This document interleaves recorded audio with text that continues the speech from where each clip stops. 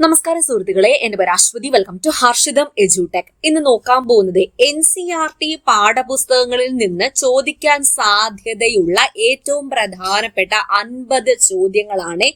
Related facts ഞാൻ പറയുന്നുണ്ട്. അപ്പോൾ ഈ ഒരു ക്ലാസിന്റെ PDF നമ്മുടെ ടെലഗ്രാം ചാനലിൽ ഇട്ട് തരണം എന്നുണ്ടെങ്കിൽ യെസ് എന്നോ PDF എന്നോ താഴെ കമന്റ് ചെയ്താൽ മതി. എന്തായാലും നമുക്ക് PDF ടെലഗ്രാമിൽ കൂടെ ഷെയർ ചെയ്യാൻ വേണ്ടി ശ്രമിക്കാവുന്നതാണ്. ഓക്കെ, അപ്പൊ ഈ ഒരു class company LGS VFA Bevco LD degree level പരീക്ഷ എല്ലാത്തിനും യൂസ്ഫുൾ ആവുന്ന ക്ലാസ് ആണ്. വീഡിയോ ഇഷ്ടപ്പെട്ടാൽ നിങ്ങളുടെ ലൈക്ക് ഞാൻ പ്രതീക്ഷിക്കുന്നുണ്ട്. സ്റ്റാർട്ട് ചെയ്താലോ? അപ്പൊ ഇന്ന് എടുത്തിരിക്കുന്നത് NCERT +1 ജോഗ്രഫി ചാപ്റ്റർ 1 and 2 ആണ്. ഇന്ത്യ സ്ഥാനം, അതുപോലെ ഇന്ത്യ ഭൂപ്രകൃതി, ഈ 2 ചാപ്റ്റർ ആണ്. ഭൗതിക പരിസ്ഥിതിയിൽ നിന്നാണ് എടുത്തിരിക്കുന്നത്. ആദ്യത്തെ ചോദ്യം നോക്കിയാലോ.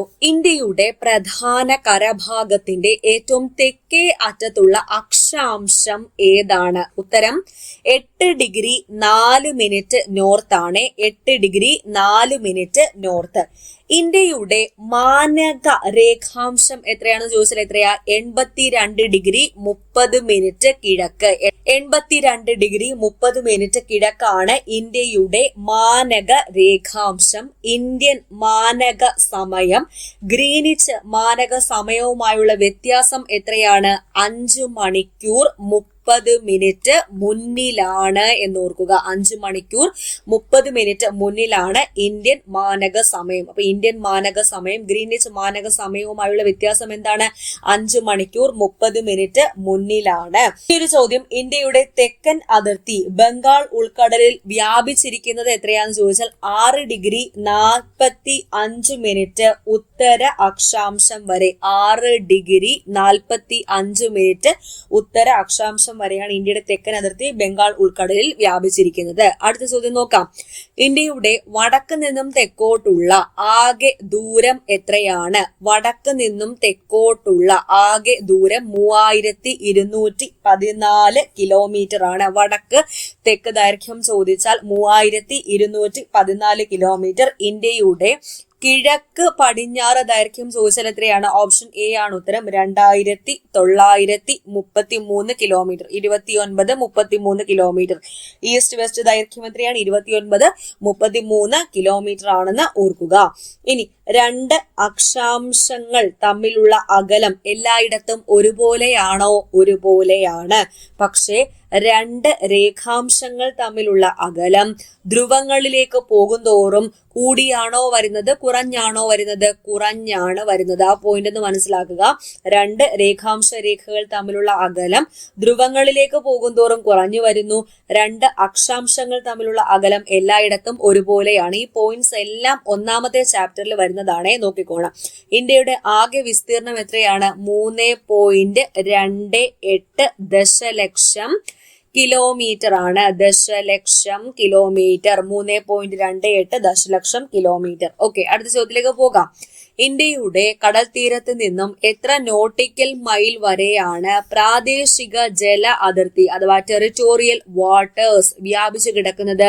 12 നോട്ടിക്കൽ മൈൽ ആണ്. ഓർത്തോണം, 12 നോട്ടിക്കൽ മൈൽ. അല്ലെങ്കിൽ ഇങ്ങനെ ചോദിക്കാം, ഇന്ത്യയുടെ രാജ്യാതിർത്തി തീരദേശത്ത് നിന്നും വ്യാപിച്ചിരിക്കുന്നത് എത്ര? 12 നോട്ടിക്കൽ മൈൽ വരെ. കിലോമീറ്ററിൽ ചോദിച്ചാൽ ഏകദേശം 21.9 കിലോമീറ്റർ. ഏകദേശം 21.9 കിലോമീറ്റർ. 1 നോട്ടിക്കൽ മൈൽ ഏകദേശം എത്ര കിലോമീറ്റർ ആണ്? 1.8 കിലോമീറ്റർ ആണ്. സ്പെസിഫിക് ആയിട്ട് പറഞ്ഞാൽ 1.852 കിലോമീറ്റർ ആണ് 1 നോട്ടിക്കൽ മൈൽ എന്നാൽ. ഇതിനിടയ്ക്ക് കാര്യം പറഞ്ഞോട്ടെ, നമ്മുടെ ഹർഷിതം എഡ്യൂടെക് ആപ്പിൽ ഇൻഡിപെൻഡൻസ് ഡേ സ്പെഷ്യൽ ഓഫർ ആരംഭിച്ചിട്ടുണ്ട്. നമ്മുടെ ആപ്പിലെ എല്ലാ കോഴ്സുകൾക്കും ഇപ്പോൾ 500 രൂപ ഫ്ലാറ്റ് ഡിസ്കൗണ്ട്, ഫ്ലാറ്റ് ഓഫ് ഉണ്ടായിരിക്കും. എല്ലാ കോഴ്സുകൾക്കും, അതായത് LGS മുതൽ ഡിഗ്രി ലെവൽ വരെയുള്ള എല്ലാ കോഴ്സുകൾക്കും 500 രൂപ ഡിസ്കൗണ്ട് ഉണ്ടായിരിക്കും. ഡിസ്കൗണ്ട് കിട്ടാൻ വേണ്ടിയിട്ട് നിങ്ങൾ ഇൻഡിപെൻഡൻസ് എന്ന കൂപ്പൺ കോഡ് മാത്രം അപ്ലൈ ചെയ്താൽ മതി. ഈ ഒരു ഓഫർ പരിമിത കാലത്തേക്ക് മാത്രം. അതുകൊണ്ട് തന്നെ വേഗം ഓഫറിൽ കോഴ്സുകൾ എടുക്കാവുന്നതാണ്. അപ്പൊ ഹർഷിതം എഡ്യൂടെക് ആപ്പ് ഡൗൺലോഡ് ചെയ്യാനുള്ള ലിങ്ക് ഞാൻ ഫസ്റ്റ് കമന്റിൽ കൊടുത്തേക്കാം. ആപ്പ് സ്റ്റോറിലും അതുപോലെ പ്ലേ സ്റ്റോറിലും കമ്പ്യൂട്ടറിലും ഒക്കെ യൂസ് ചെയ്യാൻ പറ്റുമോ. ഇനി എന്തെങ്കിലും ഡീറ്റെയിൽസ് അറിയണമെന്നുണ്ടെങ്കിൽ നമ്മുടെ ഇനി എന്തെങ്കിലും ഡീറ്റെയിൽസ് അറിയണമെന്നുണ്ടെങ്കിൽ നമ്മുടെ ടെക്നിക്കൽ ടീമിന്റെ വാട്സ്ആപ്പ് നമ്പർ കൂടി ഞാൻ ഫസ്റ്റ് കമന്റ് കൊടുത്തേക്കാം. 8281669224 എന്നതാണ് നമ്പർ. അപ്പോൾ വാട്സ്ആപ്പ് ചെയ്ത് കഴിഞ്ഞാൽ ഇവർ കൂടുതൽ ഡീറ്റെയിൽസ് പറഞ്ഞു തരുന്നതായിരിക്കും. ആപ്പ് ഡൗൺലോഡ് ചെയ്യുക. ഓഫറിൽ തന്നെ ഇപ്പൊ നിങ്ങൾക്ക് കോഴ്സുകളൊക്കെ സ്വന്തമാക്കാവുന്നതാണ്. ഇപ്പൊ പുതിയ പുതിയ ബാച്ചുകളൊക്കെ സ്റ്റാർട്ട് ചെയ്യാനിരിക്കുന്നു. ജസ്റ്റ് സ്റ്റാർട്ട് ചെയ്തിട്ടുണ്ട്. അതിലൊക്കെ അഡ്മിഷൻ ഓപ്പൺ ആണ്. ജോയിൻ ചെയ്യാൻ. അടുത്ത ചോദ്യം നോക്കാം.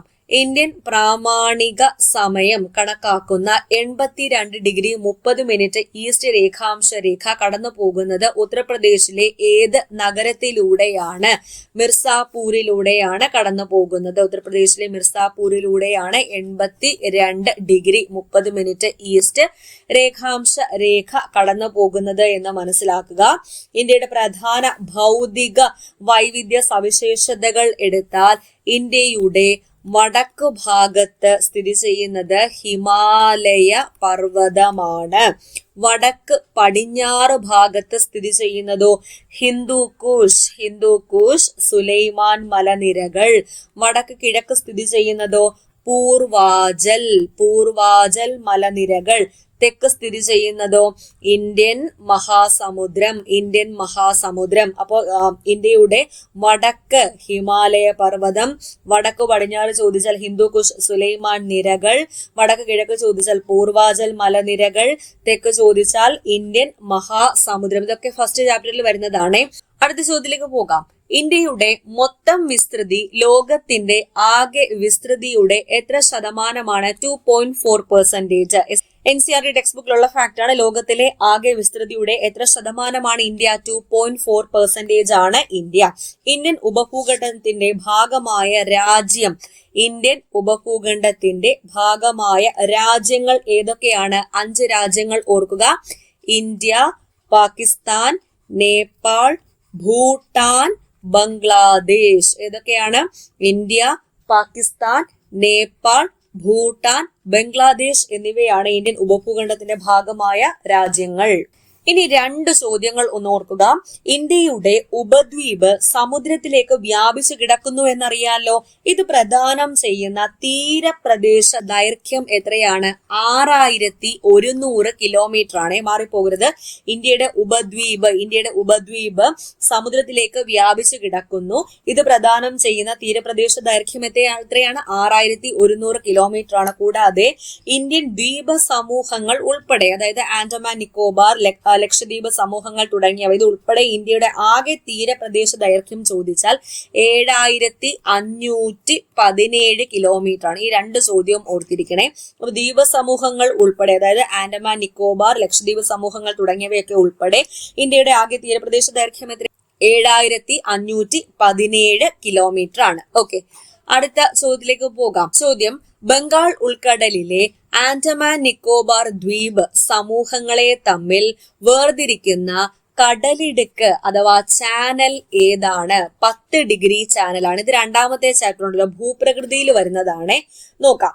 മിനിക്കോയി എന്നാൽ അറബിക്കടൽ ദ്വീപ സമൂഹത്തിലെ ഏറ്റവും വലിയ ദ്വീപ് ഏതാന്ന് ചോദിച്ചാൽ മിനിക്കോയി ദ്വീപാണ്. മിനിക്കോയി ദ്വീപിന്റെ ആകെ വിസ്തൃതി 453 ചതുരശ്ര കിലോമീറ്റർ ആണ് മിനിക്കോയി ദ്വീപിന്റെ ആകെ വിസ്തൃതി. ഇനി ഒരു പോയിന്റ് ഓർക്കുക. ഈ 11 ഡിഗ്രി ചാനൽ ഉണ്ടല്ലോ, അമിനി ദ്വീപുകളെയും കാനന്നൂർ ദ്വീപുകളെയും വേർതിരിക്കുന്ന ചാനൽ ഏതാണ്? അമിനി ദ്വീപുകളെയും കാനന്നൂർ ദ്വീപുകളെയും തമ്മിൽ വേർതിരിക്കുന്ന ചാനലാണ് 11 ഡിഗ്രി ചാനൽ. ഈ 11 ഡിഗ്രി ചാനൽ കാണപ്പെടുന്നത് എവിടെയാണെന്ന് ചോദിച്ചു കഴിഞ്ഞാൽ അമിനി ദ്വീപുകൾ. ഈ 11 ഡിഗ്രി ചാനലിന്റെ വടക്കു ഭാഗത്തായിട്ടാണ് അമിനി ദ്വീപുകൾ കാണപ്പെടുന്നത്.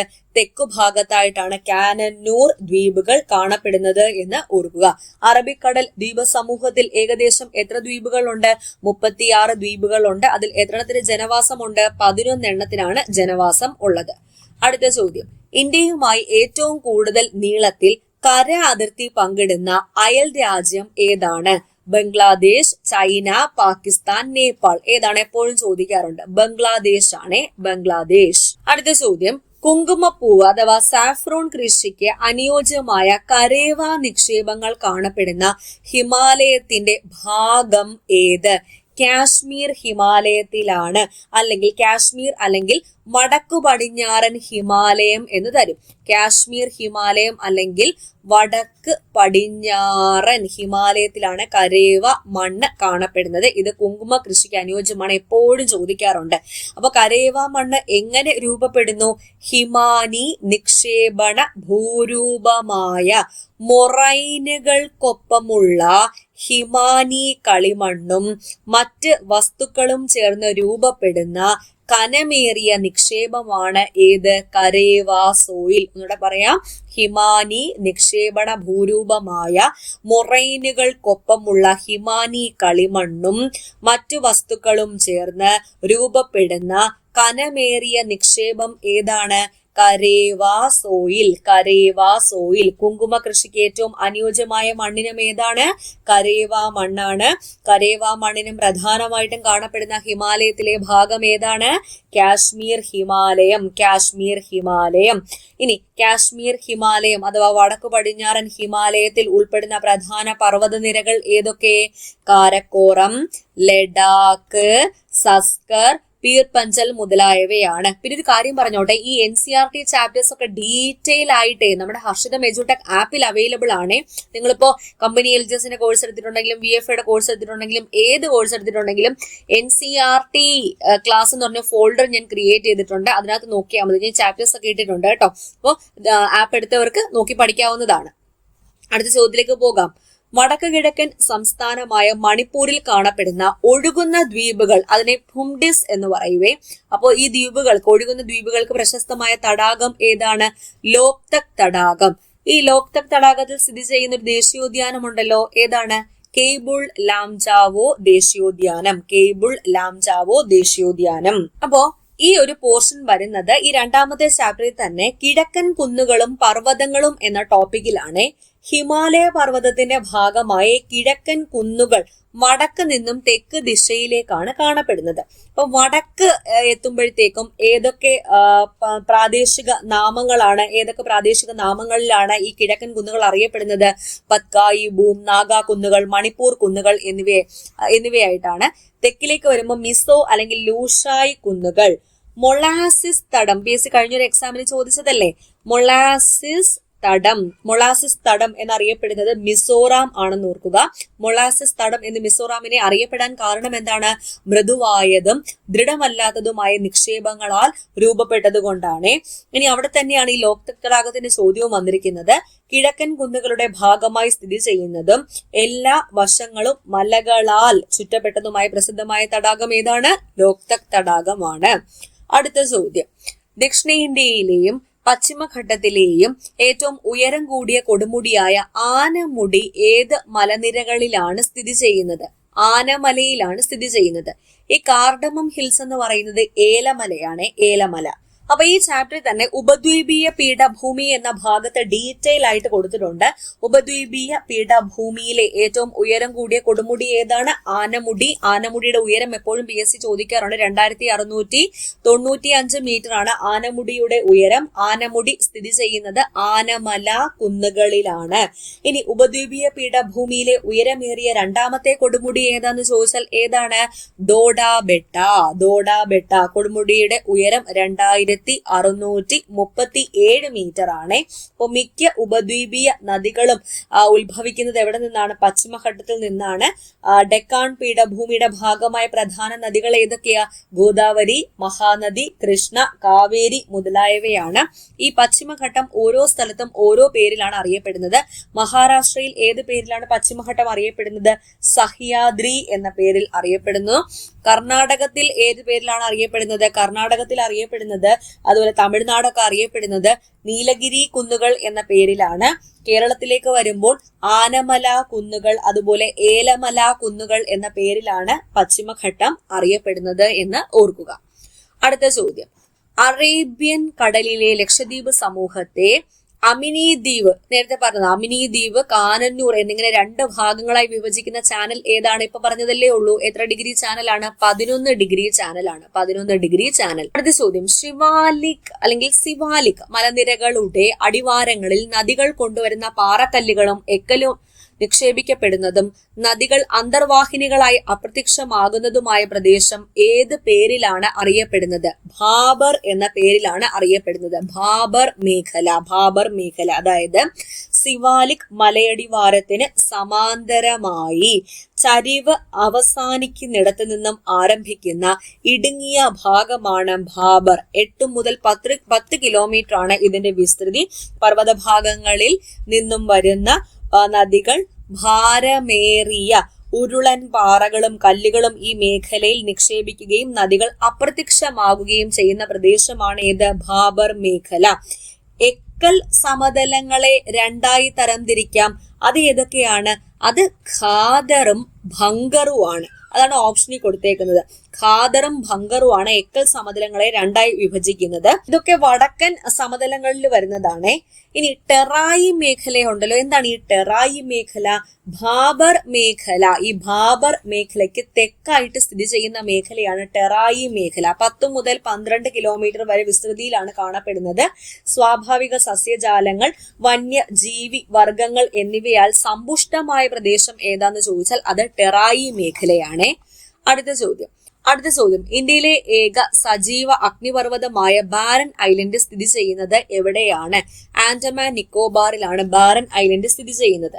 അപ്പൊ ഇന്ത്യയിൽ പ്രധാനമായും 2 ദ്വീപ സമൂഹങ്ങളാണുള്ളത്.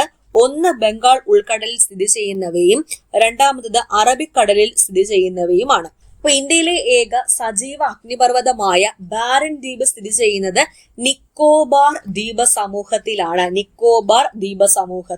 ആൻഡമാൻ നിക്കോബാർ ദ്വീപുകളിൽ കാണപ്പെടുന്ന അല്ലെങ്കിൽ അവിടെ സ്ഥിതി ചെയ്യുന്ന പ്രധാനപ്പെട്ട കൊടുമുടികൾ ഏതൊക്കെയാണ്? പ്രധാനപ്പെട്ട കൊടുമുടികൾ സാഡിൽ കൊടുമുടി സ്ഥിതി ചെയ്യുന്നത് ആൻഡമാൻ നിക്കോബാറിലാണ്, ഉത്തര ആൻഡമാനിലാണ്. മൗണ്ട് ഡയാവോളോ, മൗണ്ട് കോയോബ്, മൗണ്ട് കോയോബ്, മൗണ്ട് തൂയിലർ ഇവയൊക്കെ ആൻഡമാൻ നിക്കോബാർ ദ്വീപുകളിൽ സ്ഥിതി ചെയ്യുന്ന പ്രധാനപ്പെട്ട കൊടുമുടികളാണ്. അടുത്ത ചോദ്യം നേരത്തെ പറഞ്ഞ ചോദ്യം തന്നെയാണ്.